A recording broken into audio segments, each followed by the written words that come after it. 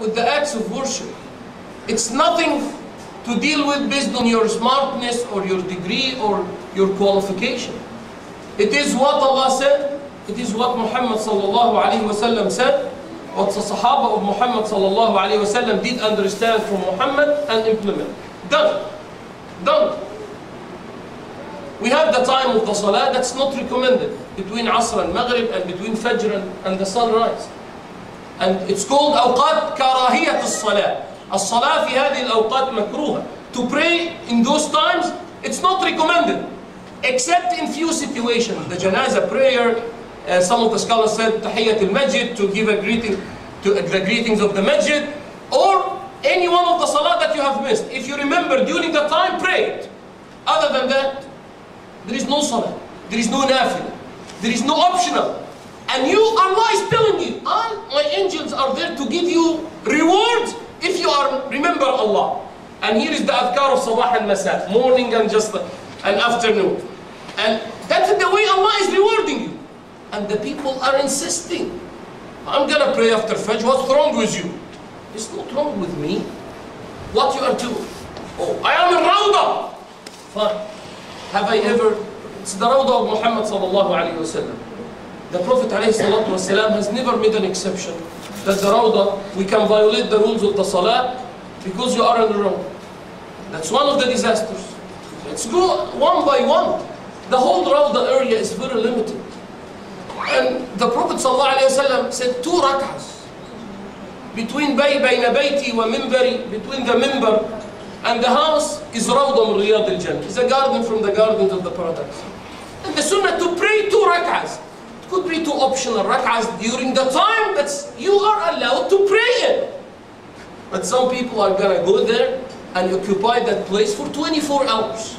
And they are going to stay there, reading Quran, attending the Salah Faridah. And you are talking about a very limited place and thousands of people want to come and do the same. Brother, just like, what's wrong? You want me to leave? Please leave. Leave it for somebody else to pray 2 rak'ahs. No. And he's going to stay in the same place for 24 hours. And I have seen some of them are making dua against one another. Because he left the Rawdah without praying 2 rak'ahs. He went to another place and, Ya Allah, and he made it. What the other brother get out of what he's doing? Brother, you understand? I know that in your culture, Rawdah is being, it's a place, it's a bliss, it's a Rawdah. You are going there and you want to release your pain, not leave the Rawdah with more pain. Allah al-Azim, sometimes I leave the place and I have something in my heart that I'm not feeling good. Either I cannot pray because I'm bowing and prostrating like 10 centimeter by 10 centimeter, and I don't know exactly how I did bow and how I did prostrate, or like going back and forth, which is the only exception. It's in Masjid al-Haram. It's not even in the Masjid of the Prophet sallallahu alaihi wasallam. The only exception for crossing in front of the one who is praying, the narration, the scholar said, the only exception, it's only in Kaaba, not even in the other masjid.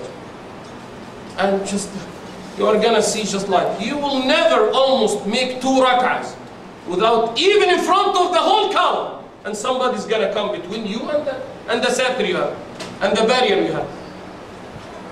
And the Prophet is saying, guys, if you will go to the instruction, it's very, very, very strict.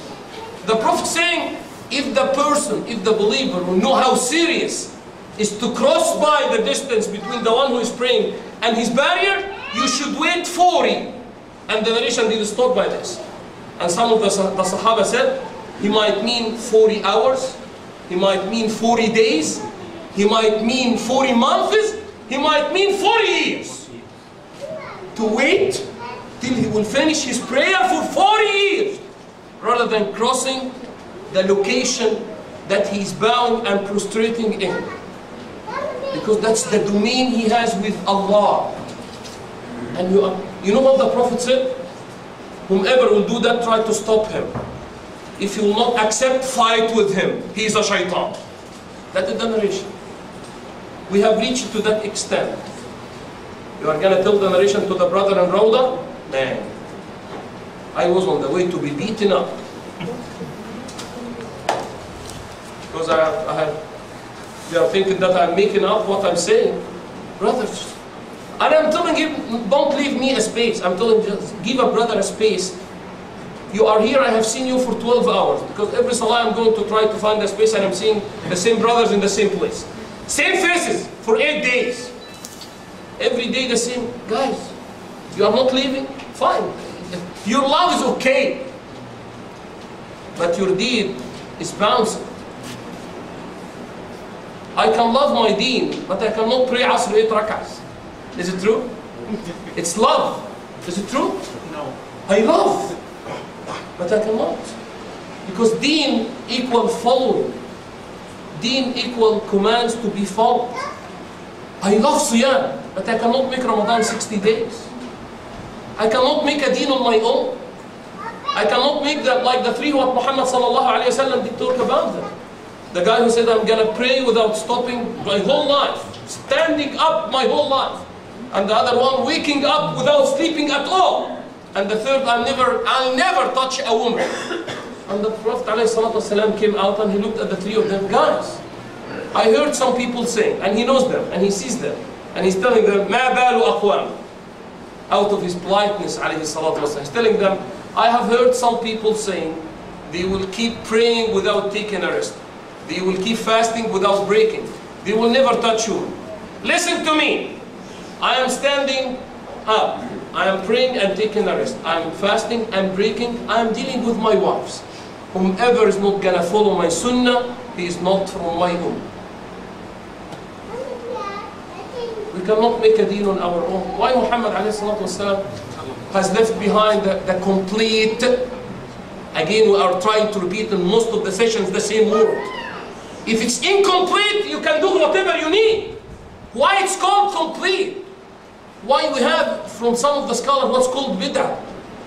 Because innovation in deens means deen is not complete. Deens need somebody to give some smartness and to give his input till it will be complete.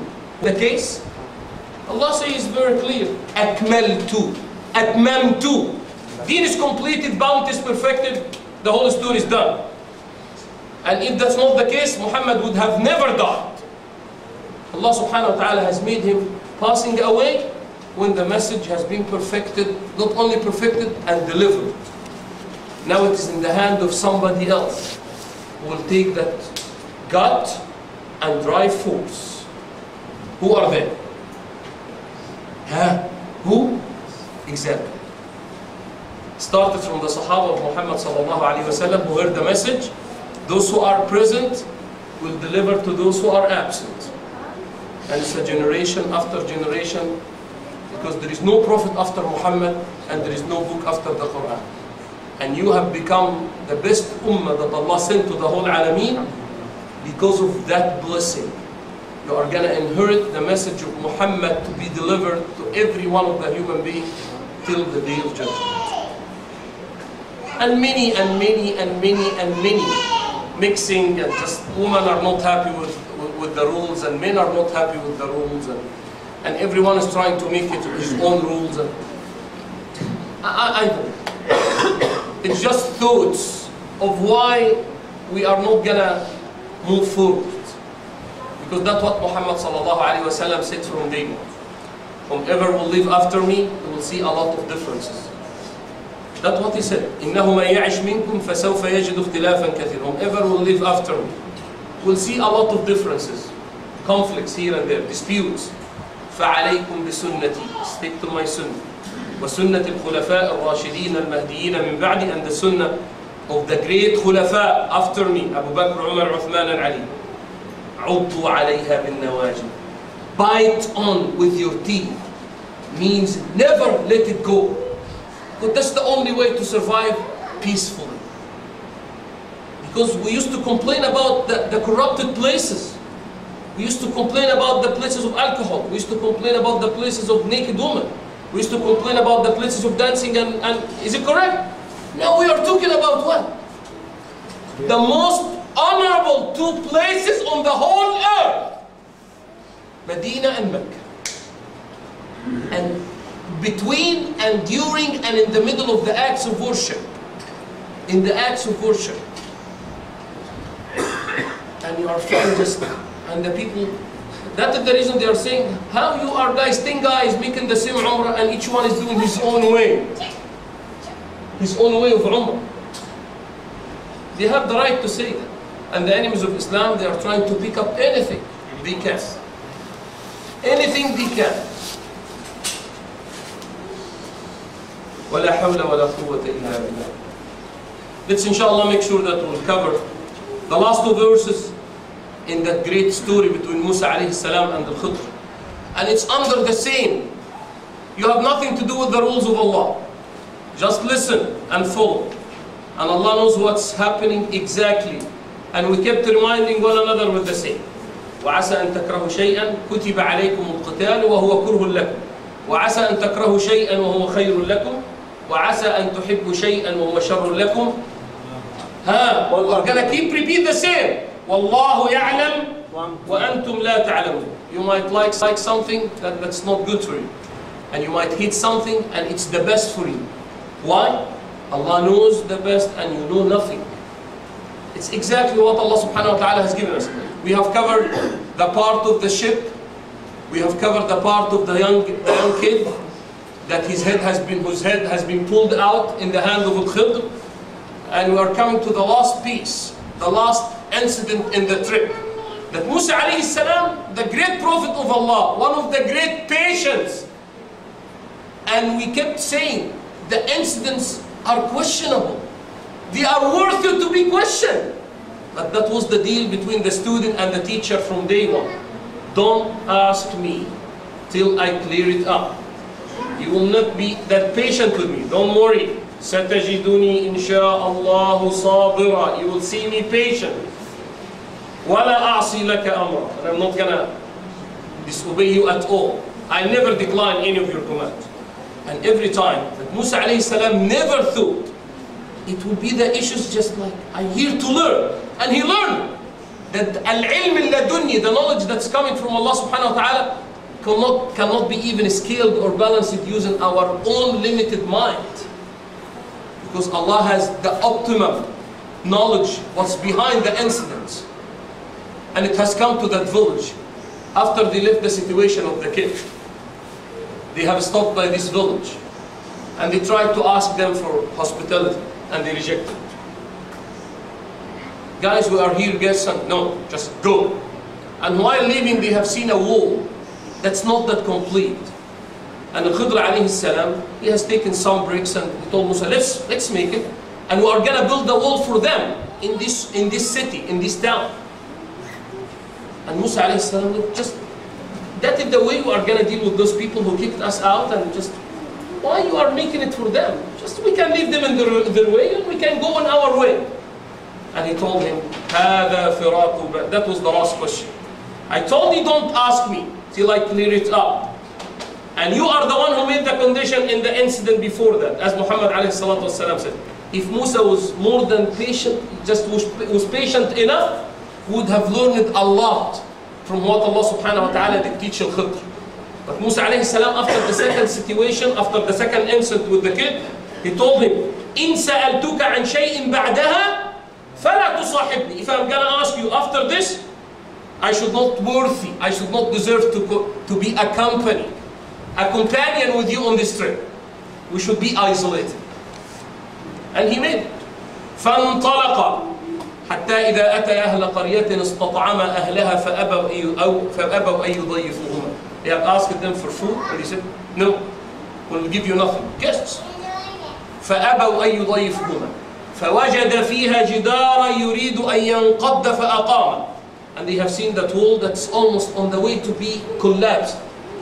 And he did fix it. فأقام. And he made it straight. He did fix the wall.